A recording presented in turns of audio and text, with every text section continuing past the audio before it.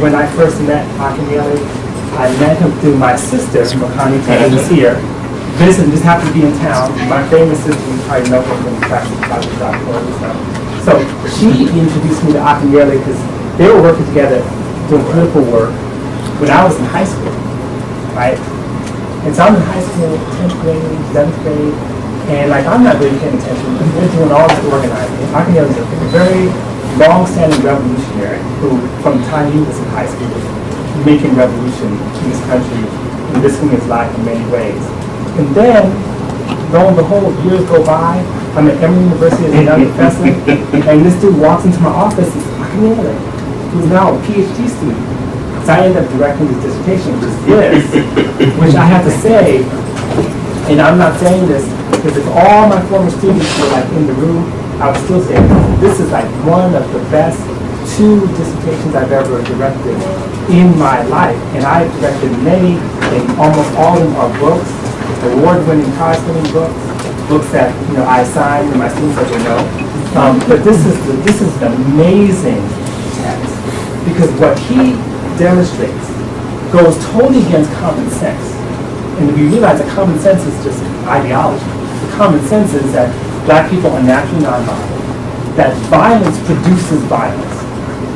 He shows that armed self-defense reduces violence. Now, in the age of the murder of Jordan Davis, in the age of the murder of Trayvon Martin, in the age when so many people of color, Black people in particular, are being killed left and right, you have to ask the question. I'm not armed, by the way. But you have to ask the question, what does this lesson, what are the lessons here about the way that Black communities defended and protected themselves? Why is it that Condoleezza Rice could get up there and say, oh yeah, we had guns in Birmingham, we had to protect ourselves. And then if anyone else says it, it's like, oh, you're advocating violence. This is advocating peace, which is a very hard thing to accept from someone who is committed to nonviolence, committed to Dr. King's message. But remember, at one point, Dr. King used to keep a pistol. Remember that. So, I just wanted to say that by prefatory remarks, I just want to listen to Akinyele do what he has to say. So.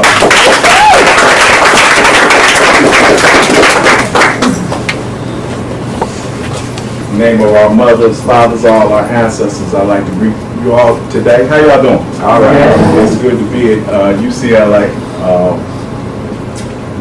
Actually went to school here for a short minute. I was one of those who walked away.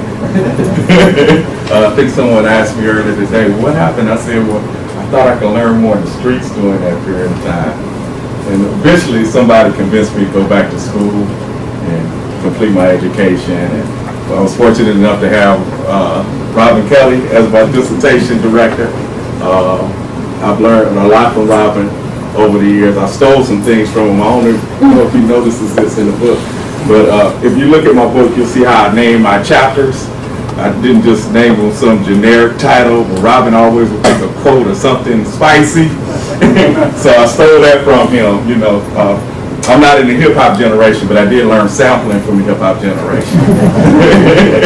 And it's good to see so many people I recognize as alumni on this campus. And coming here, I kept on thinking about how UCLA's Center for African American Studies, hopefully soon to be a Department of African American Studies. Everybody's going to support that, right? It's a sacred place.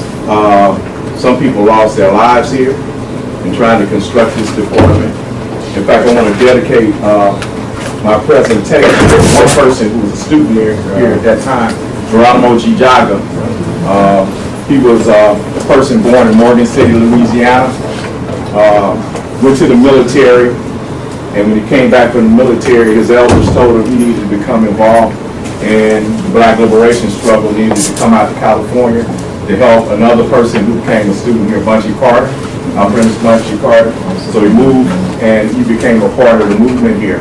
And was captured and set up. Y'all heard of COINTELPRO?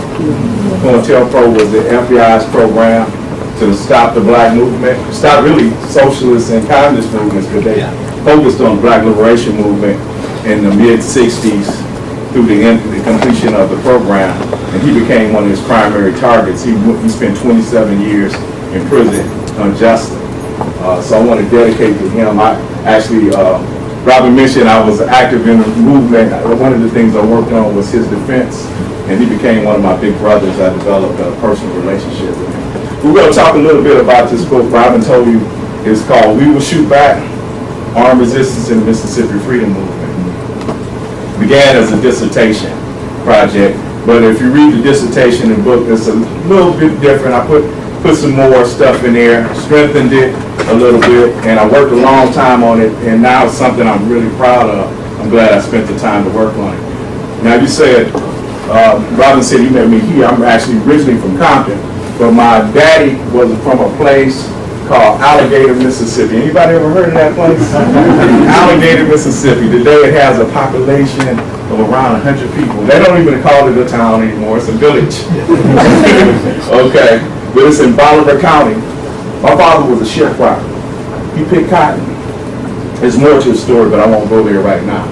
But he once told me that one time he looked at a water tower, and it was a black man's body hanging from the water tower. Okay, this would have been in the 1920s. Okay, and so if a black man's body's hanging from the water tower, what is that saying? He was lynched. My grandfather saw the body when he grabbed his rifle. He was going to shoot the first white person he saw. The family tackled my grandfather, disarmed him. And hearing that story as a youngster, I had ambivalent feelings. You know, on one hand, I was proud because growing up, I didn't hear about black people in the South defending themselves, fighting back. On the other hand, I recognized how the family felt terrorized, recognizing that all of them would have been lynched if my grandfather had carried out this act of retaliation. Why did they have that type of terrorism in the South? You see the reddish color on this map, and this was from 1880. This is 15 years after the end of the Civil War, right? The reddish color you can see is what? Counties that are like 92 to 78% black. So if you look, and this is the western part of Mississippi, even though I know we're in UCLA, I know it's most Americans are a little geographically challenged. Okay, but this is the western part of Mississippi, so you can see that there was a high percentage of black people in Mississippi, as in other places you would call the Black Belt South, right? And so coming out of slavery, if you were a white supremacist, how are you going to maintain power and control? Through intimidation. You wanted people to stay on the plantation, right? Because they were still dependent upon black people to pick cotton. My father was born after that period. And he's a part of the generations of black people who had to pick cotton to go into the textile industry in the United States. Back during Reconstruction, there was fear and intimidation to keep black people from the ballot box, right? In fact, I started the book off with the story of Charles Caldwell, a Mississippi legislator who was killed in the street of Bolton, Mississippi on Christmas Day, 1874. And you see a federal military personnel who's standing between a white mob and black people who standing ready to defend themselves, right? But we know after 1877, this guy wasn't there any longer, right? And Southerners were allowed to treat black people in their own way to maintain control. Of course, you know about organizations like this, right? You know, some of our first terrorists, right? We know about this. We know that Mississippi and Georgia, I live in Georgia today, they competed with each other. Who had the most lynchings? Okay, that was what went on. And you know, when we say lynchings, you know, the lynchings were common in American society after Reconstruction up to the 1920s, right? There were hundreds of lynchings every year. So they were common occurrences. But what did black people do during this period? In Mississippi, you don't see a lot of political activism. You don't see a lot of demonstrations. You don't see people voting because they were run from the polls, right? As well as legislation was put in place to keep them from voting, right? What did people do? They built families. They built businesses. They built lodges. They set up resources in their community and built institutions. Okay, and so by 1952, we had the development of this organization. Let me make sure the music is down. Robin knows what this is. I bet none of you youngsters know what this is, right? This song is.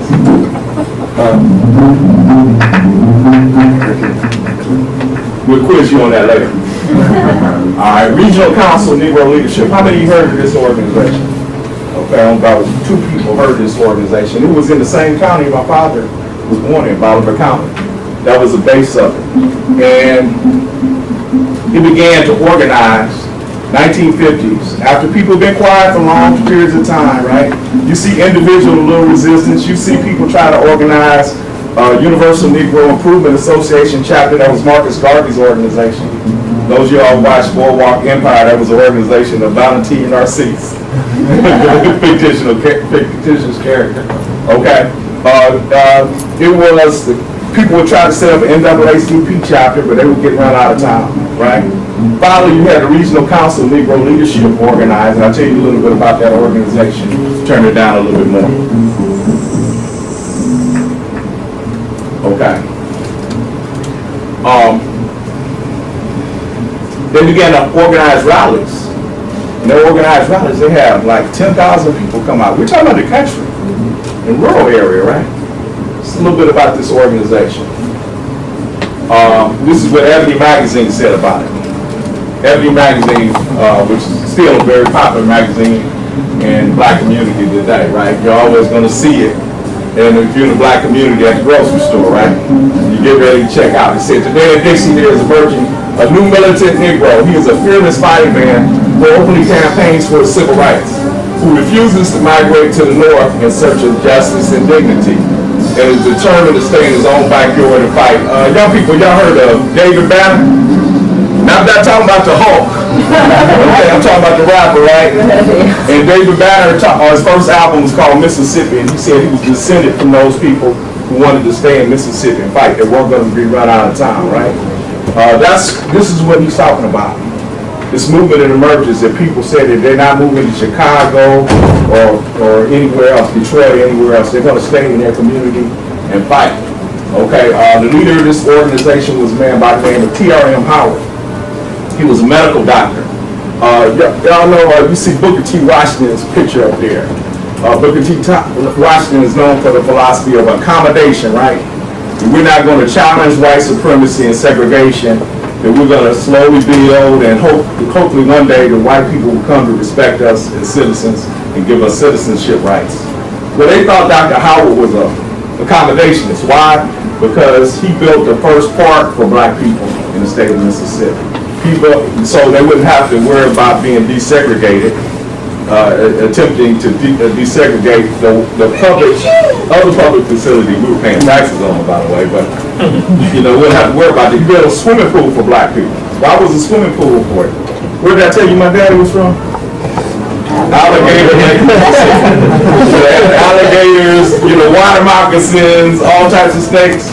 So they needed some sort of facility where black children could safely swim, right? And so he built those things, and thinking that in 1946, Saturday Evening Post said he was a credit to his race because he wasn't trying to integrate. Okay. Then he fools them when he creates this organization.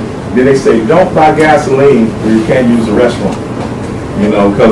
And I can I'm 59, going to be 60 this year. I can remember when my family took trips to Mississippi or from Oklahoma to California even. And there were places we couldn't stop and use the restroom. Our parents would have to kind of navigate where it was safe for us to eat, use the restroom, and things of that nature. Okay, so he sets this organization up. During that time, Simeon Butler, who worked for Jet magazine, came to Mississippi, and this is what he said. Firearms protection and security are ingredients of a successful civil rights program in Mississippi. This was Booker's observation going to Mississippi. The Negro social reformer must defend himself because he has no protection from police, sheriffs, or state troopers. The reason many more Negro civil rights are not killed is because they are armed to defend themselves and their family. That's what he observed. We'll talk a little bit more about it. Of course, in 1955, we had this occurrence. And I hate to say it, but we were reminded of that We think about Trayvon Martin and Jordan Davis today, right? You had this 13-year-old kid from Chicago who didn't know the unwritten law of Mississippi. He mistakenly whistled at a white woman in Mississippi, which is a capital offense. No one told him it was a capital offense, or he didn't believe it was a capital offense. So, of course, Emmett Till was lynched, and this was his body. And his mother, maybe Till Mobley, decided she wanted to let the world know what happened to her son, so she had open casket to show the world what happened. Of course, that was in Jet magazine. Here's maybe Till Mobley, who had to be snuck into Mississippi like she was coming in an area doing the Underground Railroad, right? She had to be stuck into Mississippi for the trial of her son, okay? And here's Dr. Howard next to her. Dr. Howard, she says, when she goes to his house, he has a machine gun behind the door. And he has all type of security. And she said, the people in my body didn't tolerate any invasion of any kind. In fact, Dr. Howard also financed the investigation to get evidence to even bring the case of Emmett Till to trial. It's similar to Jordan Davis and Trayvon Martin. You couldn't get a murder conviction in this particular case. It's funny how some things are simple. But he had three people in particular dressed up like sharecroppers. One, a man you probably heard of, Medgar Evers. He had a sister by the name of Ruby Hurley, who was the Southern Regional Director of the NAACP. And he had another man we'll talk about later, Amzie Moore. They dressed up like sharecroppers, and they had a team of black men on the perimeter protecting them, who were armed with shotguns. Okay. And Dr. Howard financed all of that. Medgar Evers, we mentioned before. Medgar Evers in 1954 was hired by the national NAACP. They got tired of being run out the state, right? And they said, look, we're going to draw a line in the sand, and we're going to finance a brilliant organizer to try to organize NAACP chapters in Mississippi. And they made a good choice because I mentioned he was hired what year? 54? What did the NAACP do significant that year? 54. Brown versus Board of Education. But after Brown versus Board of Education, the NAACP became like public enemy number one in the South. If you couldn't work at a public institution and be an NAACP member, you would lose your job. Okay, I don't know if UCLA still has a loyalty oath that you have to sign to become one. Y'all got rid of that? No, it's still here. Well, in the South, you have it in Georgia State where I work too. The difference is in the South during that time, one of the organizations that would have been listed would have been the NAACP. If you worked in the NAACP, you couldn't work at a public institution if you were a member. Medgar Evers, though, they hired, and during that period of time, Mississippi had an increase in membership, whereas other southern states had a decrease in membership because of that type of harassment. So he did the footwork to organize. And only other place that had an increase in membership was Georgia, and that was because of Atlanta. You know, Negroes a little bit different in Atlanta. It's all white folks. They treat it's a little bit of different relationship. We can talk about that later in Atlanta. That's a whole other story I don't want to go on right now. But this Medgar, when he took that position, he had to kind of change what he talked about publicly. He used to say that black people, and I'll go forward, needed a Mau Mau in Mississippi. Mau Mau were a group in Kenya, same place your president has ancestors. Okay. Okay, they were a group that were fighting against British colonialism by any means necessary. So Medgar says, go back for a second. Whoop, I got trapped, okay. It said, and here in this ad that was in Ebony, Medgar Evers, NAACP executive Medgar Evers once thought of a Mau Mau organization in Mississippi to get revenge. Now he believes in nonviolence to achieve better life for Negroes. Read why he refuses to leave his home despite a death list in the November Ebony magazine. So Medgar publicly put out an image that he was nonviolent. But Medgar is what I would call a trickster. We have different types of male constructs in African American folklore, right? One is the bad man, that's the role a lot of our rappers play, right?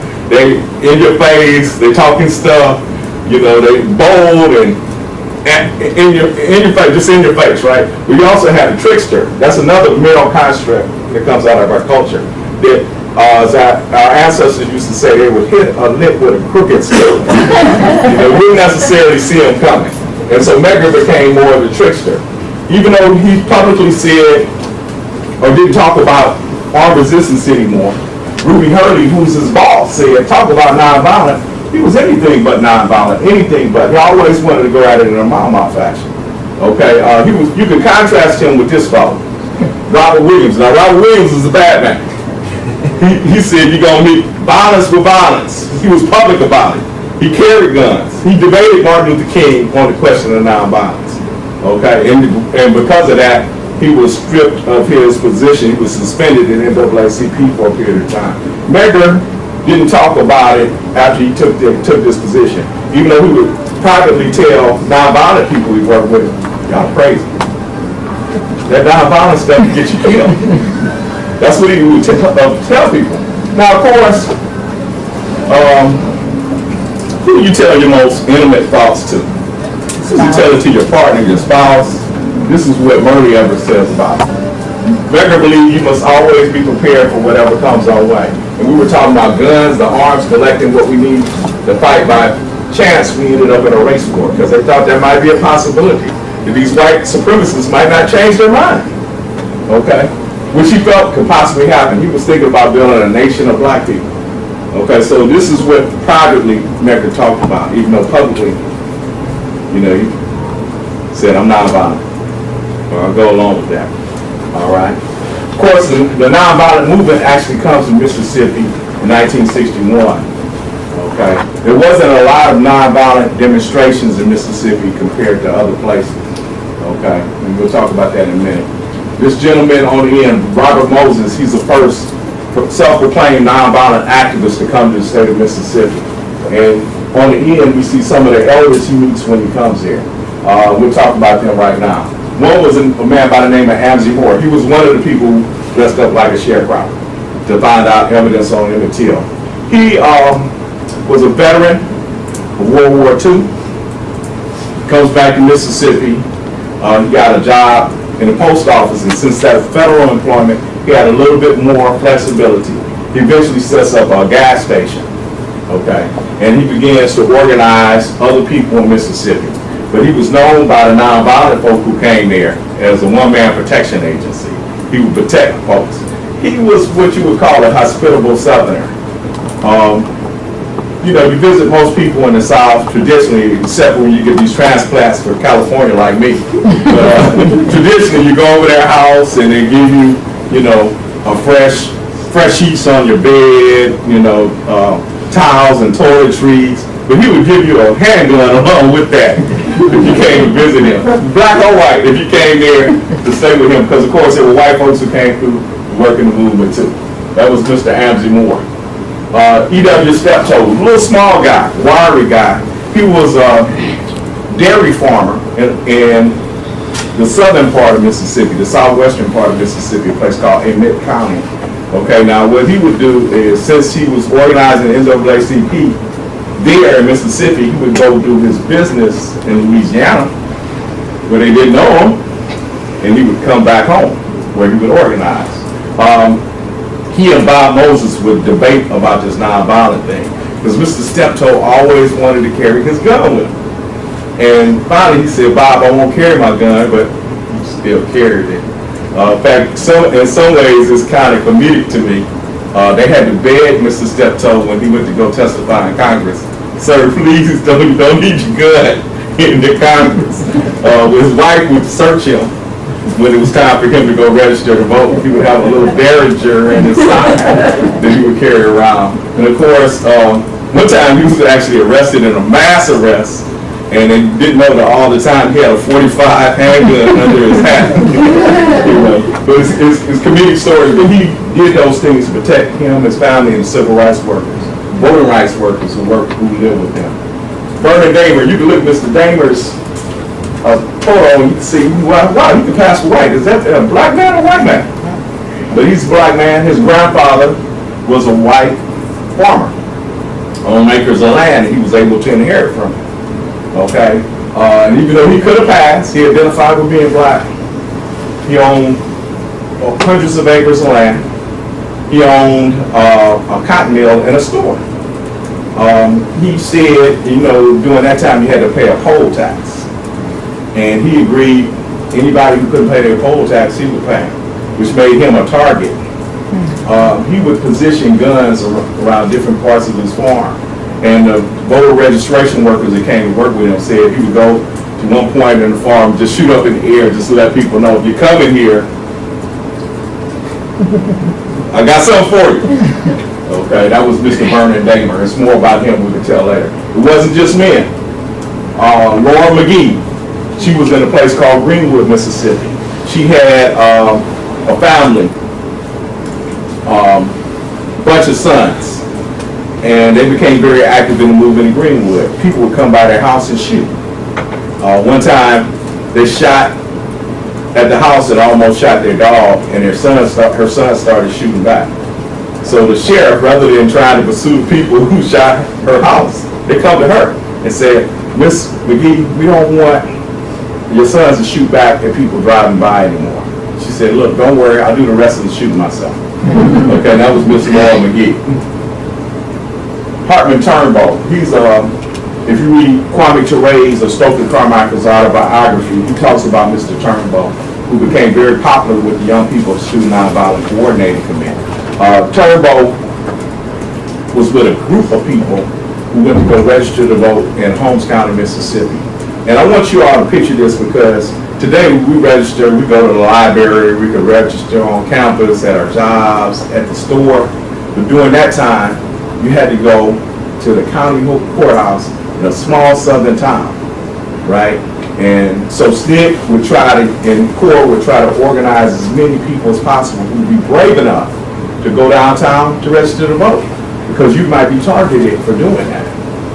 Now, we talked about a lot of resistance in the black community, but there was another element in the community we haven't mentioned now. They're called snitches. And when SNCC would get these folks together to go downtown to vote, the snitches would let the white power structure know, look, they're going to come down at this day, this time, and here's who's coming. So when they get there, the sheriff is there, he's trying to intimidate them, what do you N-words want? And everybody was scared. Mr. Turnbow cleared his throat and he said, sir, all we want to do is to register to vote. He's not a well-educated man. He's not registered. All we want to do is to register to vote. The Justice Department is there observing, so they allowed him to go in. Of course, Robert Kelly with his PhD would have been able to register during that time, right? In all his books, he would have been able to register because he had the wrong complexion. And so I wouldn't have been able to register to vote, right? Shoot, W.B. Du Bois would have been able to register to vote down there during that time. So they were denied. When they left, all their names were printed in the next edition of the newspaper to let people know, here's who did it. So if y'all want to go get them, you can. 14 days later, they come to his house.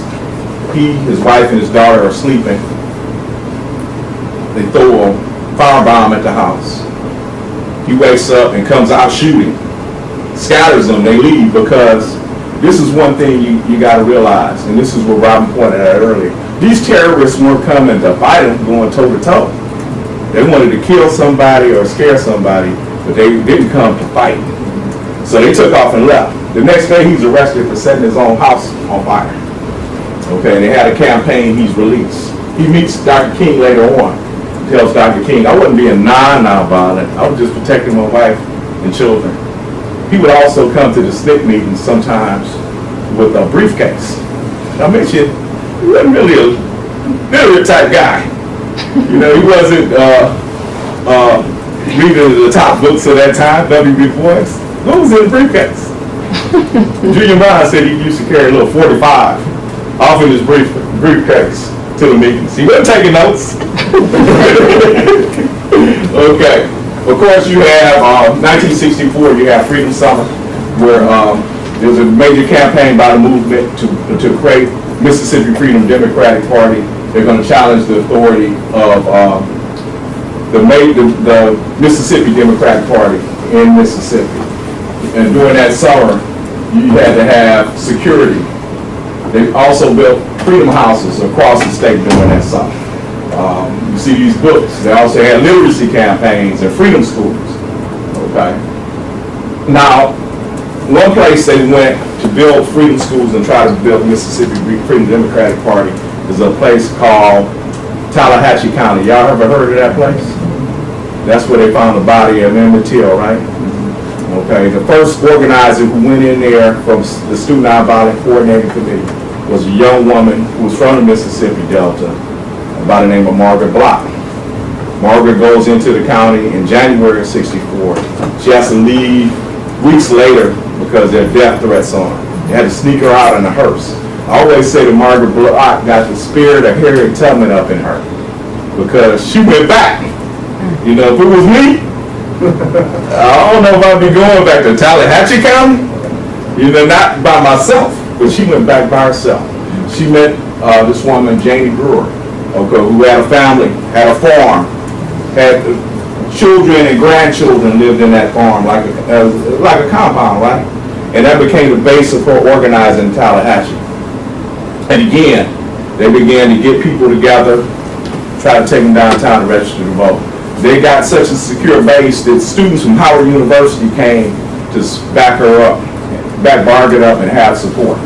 So they go downtown, they go to the county to register, county seat to register to vote. When they come back, they're pursued by these white supremacists and they harass them for a few days. People are a little intimidated. So this 86-year-old grandmother, Janie Brewer, comes up with this strategy. They go back the following week to go register to vote. When they're pursued this time, there are black people lined up alongside the road when they get close to her compound with guns. Again, they didn't come to fight. They turn around and leave. But she knows, look, these are not, you usually come at night. So they're going to come back to our house at nighttime, so we got to be prepared for them. So she got her children and grandchildren. She armed them and put them out in the cotton fields away. Then she got the nonviolent folks. Said, hey, it's time to fight. Gave them guns. Sent them out to the cotton fields. Then as a coordinator plan, there's other elements. One is she decided that she was going to make what we used to call Molotov cocktails. Okay, it's not something you drink. It's gasoline in a bottle. And don't try this at home, please. Okay, gasoline in a bottle, you put a dry rag in the mouth of the bottle, you light it, and you can use it as a firebomb. But here's the problem. How old did I say Mr. Brewer was? 86. 86. So Margaret's in there, they're making these firebombs, and Mrs. Brewer's like, he's not too steady. And Margaret said, damn, we're going to die tonight. It won't be because of the Klan. Unfortunately, they didn't die. Okay, and the other part of the plan was, you ever been to the country and it's night? It's not Westwood. There's no lights, right? It's not Atlanta even. It's jet black. So she had a big floodlight. So when they got there, they flashed the floodlight, which disoriented them. The other people came out the side with their guns. And she comes out ready to hurl a Molotov cocktail. Again, they come to fight. Got the hell up out of there. They got the hell out of there. This story, to me, this is one of my favorite in the book. Okay, because this 86-year-old woman, you never hear, and this even flips, because usually we would have a man, and that's the centerpiece of the resistance, right? But this is an 86-year-old grandmother who decides, and she's not a violent person, right? But she's just doing what's necessary to protect her family and to protect people who are fighting for the betterment of the entire community, of the world, in fact. Okay? I have down there, we ain't nonviolent, because she told that to Margaret Block when she came there. We ain't nonviolent. And Margaret said, well, Dad, I guess I have to be where the family's going to be. Because Ella Baker taught them that you have to rely on the indigenous population, the local population. And so that's one of the ways that SNCC and CORE actually began to change their position. It wasn't from people coming from the north. Okay. Of course, you see the great family from Hamer. This is after, and other people in the picture, Ella Baker, Eleanor Holmes Norton, who's representative to DC in Congress, and Kwame Ture. Okay, but this is after it was determined that they would not, or they would only be given 2 seats in the Mississippi delegation in 1964, and they refused that. And it kind of even radicalized the young people even further. This is what Charles Evers, the brother of Medgar, said after Medgar was assassinated. He said, "I have the greatest respect for Martin Luther King, but nonviolence won't work in Mississippi. If a white man shoots at a Negro in Mississippi, we will shoot back." That's where the title of the book comes from. Now, I thought I turned off my internet. Y'all don't need any other advertising. Of course, you might read something about Swaggy P or something up here too. Okay? I'm a Laker fan. But anyway, I have this in here because the rhetoric begins to change around 64, particularly after Freedom Summer. I want to try to wrap this up. How are we doing on time, Robin? Oh, we're okay. We just have some type of question. Okay, and then we have Deacons of Defense is also established in 1964. This is a group that was dedicated to the defense of black people. It starts in Louisiana, a place called Jonesboro in the northern part of the state. This is one of the founders of the group, Ernest Chili Willie Thomas. Chili Willie, you like that, huh? Then Bogalusa, Louisiana is where the group receives national publicity. Okay, this spokesperson was Charles Sims. He comes to Mississippi in 1965 after a white preacher who was a supporter of the movement was shot in a drive-by shooting. And that drive-by, you're automatically thinking Crips Bloods, now by white supremacists. Okay? And Charles Sims comes the next day and says, "It's time for you men in Jackson to wake up and be men." There's another thing about the Deacons, they have a more masculineness appeal. To black men need to stand up. Okay? 1965, there's an incident that occurs in Natchez, Mississippi, which brings the public attention of the Natchez Deacons for Defense. Natchez, you see, is in the southwestern part of the state. It's in Adams County, Mississippi. Okay, during slavery, this Adams County was a part of the center of the cotton belt. But after slavery, particularly after this Delta area, and this is the area I told you my father was, it was drained. This is the Delta area, and after it was drained, it was fertile land, and so the agricultural center moved north. Meant there was economic decline here, right? Little economics for you. All right. But that brought this, after World War II, you started to have industry come to Natchez. Manufacturing company. Okay, that drew population, white population, black population. But there were some people there who felt that some of the jobs should have been reserved for white folks. Okay, and that made the Ku Klux Klan very popular. The Klan, they said in 1965, Natchez had possibly the highest Klan population in the United States. Okay. And then at this plant in particular, Armstrong Tire and Rubber, a man by the name of George Metcalf was promoted. He was also the head of the NAACP. That made him a double target, right? So one night he's asked to stay a little later on his shift. He stays late, his buddies go home.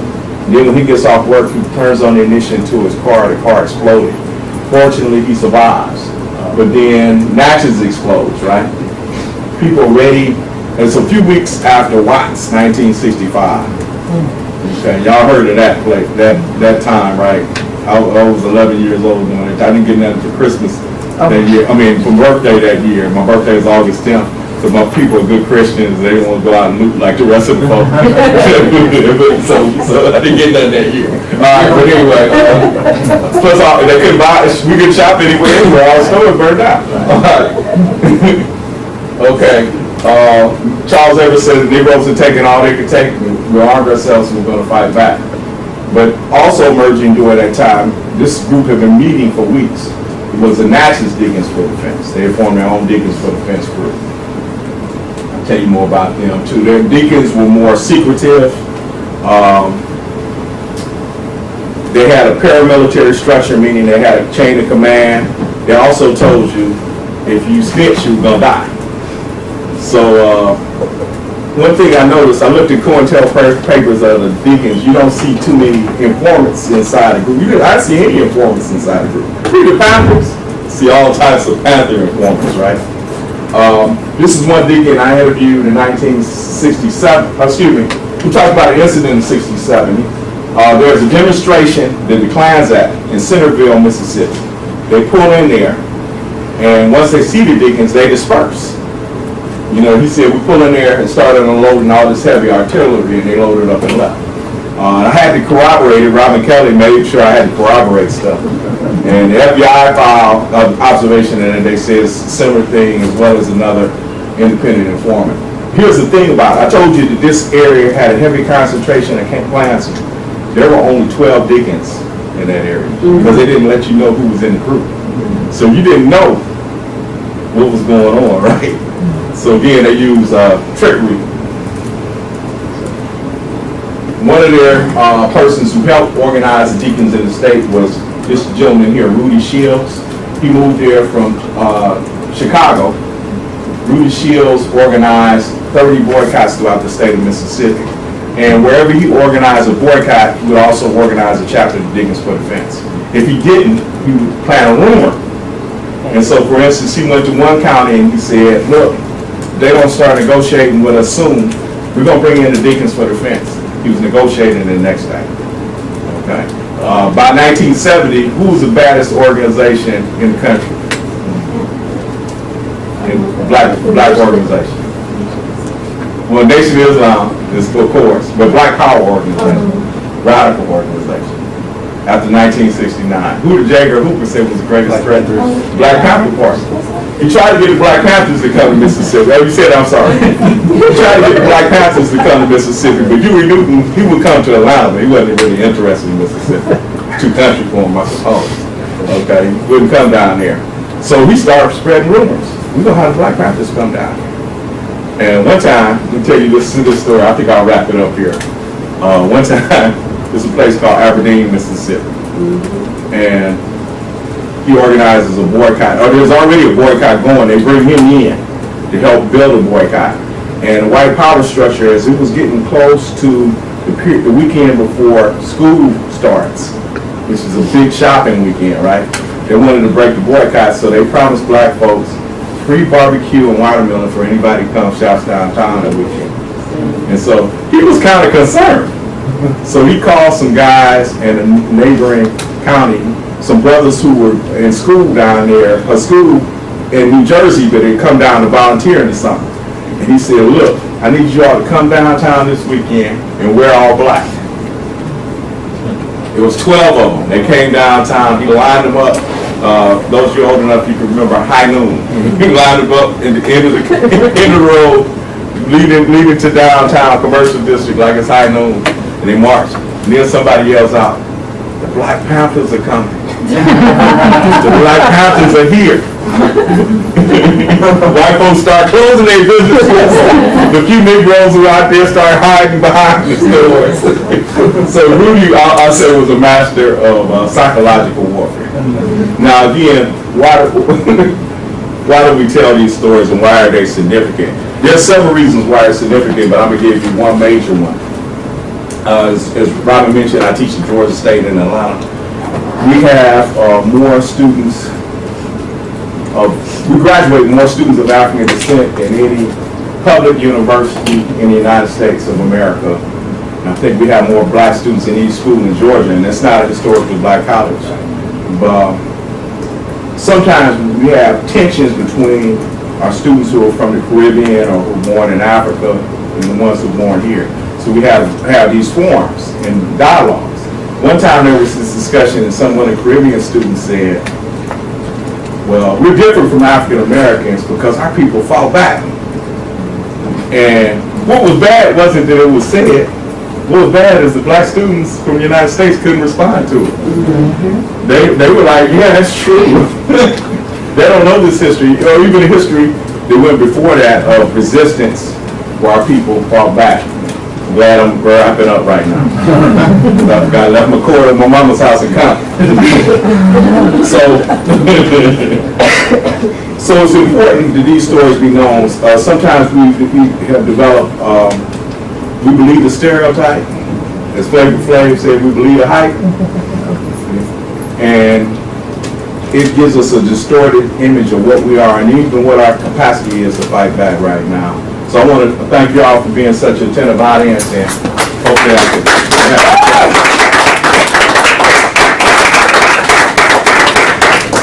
Okay, so we have, that was great. So we have about 10 minutes for questions. Yes, ma'am. You mentioned a lot of different parts of Mississippi. Were there any non-violent resistance in Indianola, Mississippi? Indianola, which is in the Delta. There was a boycott in Indianola. I can't really call it non-violence. The boycott was like 69, 70. Of course, you know, Indianola is not that far from where Fannie Hamer was, right? And I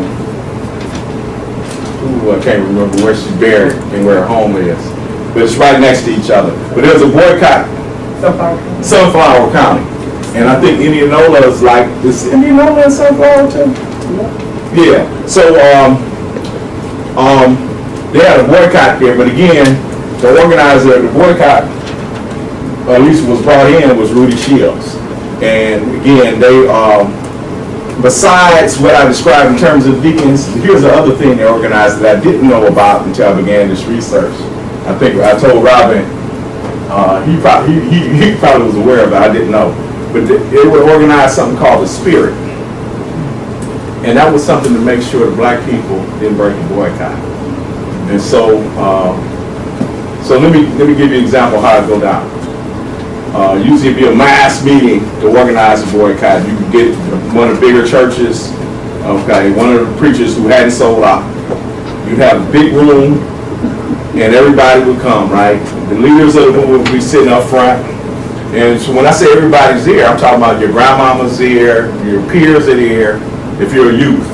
And so they would list these demands. They would say, how many of you support these demands? We want black police officers, we want black firemen, we want black people to work in the public sector, working as clerks in office buildings downtown.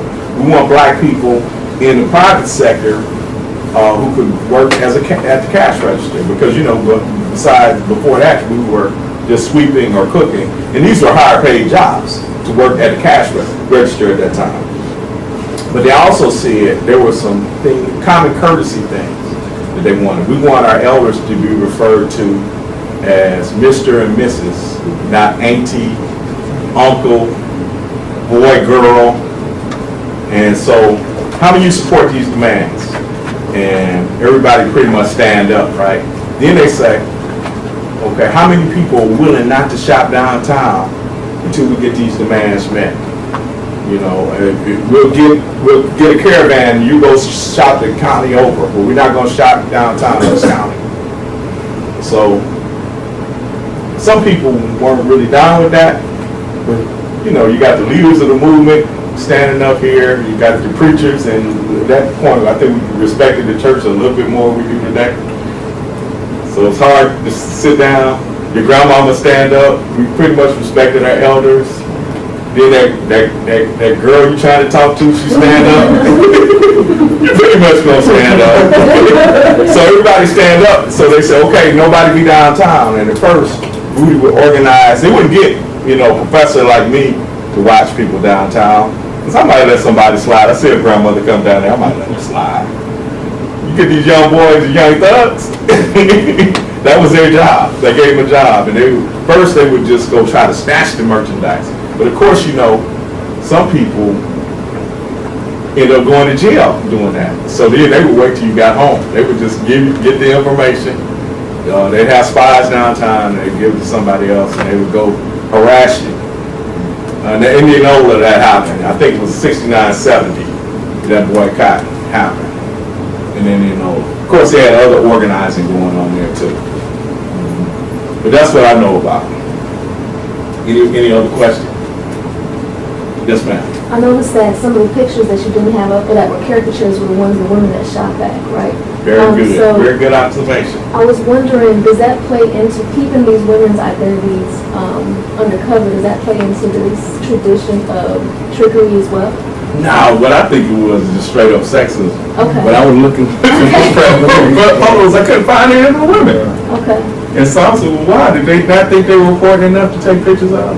So I just decided to get artists. I got descriptions of what they look like because I think it was important to tell their stories. And I have another one I even took out, but just to try to bring the presentation down. But yeah, I couldn't find their. I'm not saying I can't find a picture with them with a gun. I couldn't find a photo of them. It was difficult, and I went through a lot of different sources, and I actually got my pictures, some of them directly from what they call movement photographers. I actually people who were given the task of taking pictures for SNCC and other organizations, and I couldn't find those women's pictures. And it wasn't because of non-participation in straight. No, they definitely participated. Okay. The ones I showed you were actually considered local leaders. If you read the text, they're talked about by people like Kwame Ture and others, right? So their names are there, but they're people, I guess they didn't take the time to really feel like they were important enough to take photos of. Yes, sir. You mentioned like illiteracy was like a problem, I guess, in some places, but what role did education take in kind of like, I guess, accelerating the process of defending themselves? Or like, was there any role? Well, I think from this vantage point, I think the way people learn about weapons, guns, defending themselves and things like that was usually passed down in families, from one generation to the next. And I want to say something about that in a second. I think the connection with education is once they built institutions like the freedom schools, there was a need to protect them. Okay. Now let me say something about the guns and today. Like I said, I grew up in Compton. Now I'm staying at my mother's house right now. And one of the first things my sister told me is, you need to be careful. That's when I get here on Sunday. You need to watch out. In fact, when I got ready to pack my stuff to come here, I had this red sweatshirt. And I said, nah, I'm gonna leave that at home. But I'm gonna wear the sweatshirt. Now, I grew up, I told you I'm 59. I grew up during the time that Crips and Bloods were established in this city, or in this place.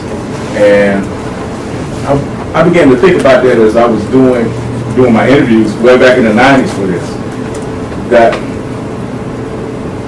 these elders were telling me they learned how to shoot from their parents. It was part of a rites of passage in their families. But the people who were shooting at me when I was 17, 18 and stuff, who did they learn how to shoot from? It wasn't inside the family, inside of a community.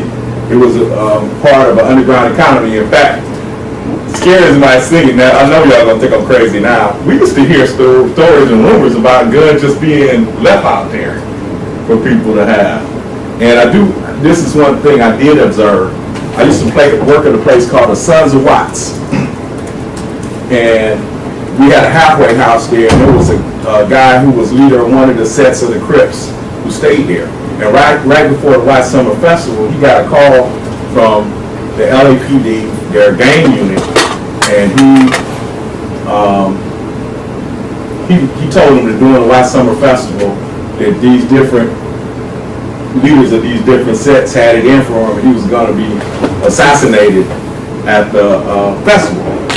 And he was getting ready to mobilize his folk. And then the older brothers who worked there, because I was his age, but the older guys who worked there told him, you realize who you got to call from? You need to check in and check with these other guys. And they got similar calls. And they were actually trying to do some divide and conquer type stuff with them. So just thinking of that and thinking about, because there is a crisis in some of our cities today, right? And thinking about guns, and I think my own position, personal position is, of course, I'm not in favor of just anybody having a gun. If you got, me personally, if you got a history of mental illness or drug abuse, firearm is not good chemistry with that, right? But you can have that, but I don't think that will solve this problem. I think it's a problem that has to be dealt with our communities being better organized, our families being more healed, and the economy in our community being transformed. Right now, a lot of the things we're suffering in our community, I know there's an increase of certain type of crime where I live, but I know even on our campus, because our campus, Georgia State's right in the middle of it now. But, you know, the economy is rough, you know. Could it be connected to the minimum wage needs to be increased? I don't know. You know, just saying, there's a lot of things that come into play that are really going to solve this problem. It's not just as simple, we're going to pass a law, you know, get rid of guns, and that's not going to happen. Yes, sir. Okay, so I'll have the last question. Mhm. Okay, so I want you to connect the dots between some things. So, you know, so much of your story, you learn is that people are both protecting their property and homes, but they're also protecting the movement. Mhm. And that movement for political empowerment, Yes, sir. for basic constitutional rights, for, you know, for basically power. Mm-hmm. So here we got a situation where Mississippi in some ways is kind of ground zero. You've got the Republican New Africa, Mm-hmm. right, which makes a decision. An organization that also has a tradition of armed self-defense, Mhm. that has a tradition that makes a move to think about Mississippi as a place of the possibility of power and freedom. Mm-hmm. And you move to Jackson right now, which has a mayor, who comes out of that tradition. Right. If you could talk about the kind of political trajectory of these movements, and, you know, what they have possible, what they've done in terms of transforming Black politics. I'm gonna get. I asked that question because this is one of the great strengths of your book, is that, you know, people think of it as, you know, first glance, it's about guns, but it's really not about guns at all. It's about organizing. It's about organizing. It's also about I was trying to bring up some pictures of some of the things you were talking about, but I'll wait on that. It's really about it's the gun. I oftentimes tell people, if you think it's just about guns, then you miss the story. It's really about, remember in my presentation where I say, you know, you don't have all this activism for a period of time, and then because people built families, institutions, lodges, they were enabled to fight. And I said, when I talk to people, there was such a feeling of connection and organizations in these communities in the 50s and 60s that they were able to resist. And I think that's, when we talk about, before I go directly to Professor Kelly's question, when you think about today, a lot of people say, I was asked in Chicago, will the armed resistance movement work in Chicago today? And I said, well, right now, no, because it's not the consciousness, the level of organization, and the spirit of resistance is not there. I don't think. Okay, and that's built because you had years of people doing work. We have years of people doing work, but I think we have to begin to penetrate our communities a little bit more. Now, Robin mentioned in 1968 you had this group that really meets in Detroit, Michigan, called the Republic of New Africa. And they're a part of my book, and they're focused on, in 1971, they attempt to go into Mississippi, and they had this plan. You know where I showed y'all the western part that had a high black percentage? They call that area the Kush District. Okay, and they said they wanted to organize there, and then they would go, when I say organize, they would go, not just go talk to people what they were about, but they were going to build clinics, schools, things of that nature, economic cooperatives, and then they would see if they would move toward having self-determination in terms of black people deciding if they want to be independent there or not. as soon as they got there, and it's remember we talked about COINTELPRO before.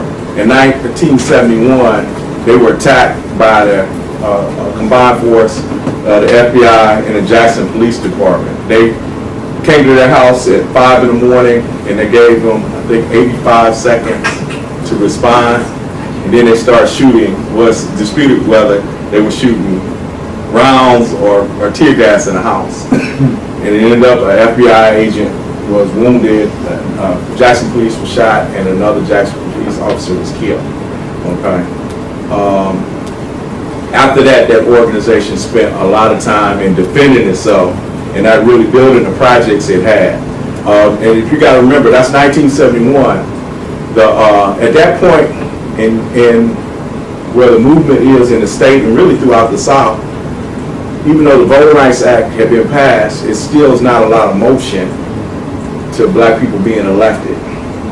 That has changed in that period of time. Recently, a person who was a part of that Republican New Africa movement has now been elected to be mayor of Jackson, Mississippi.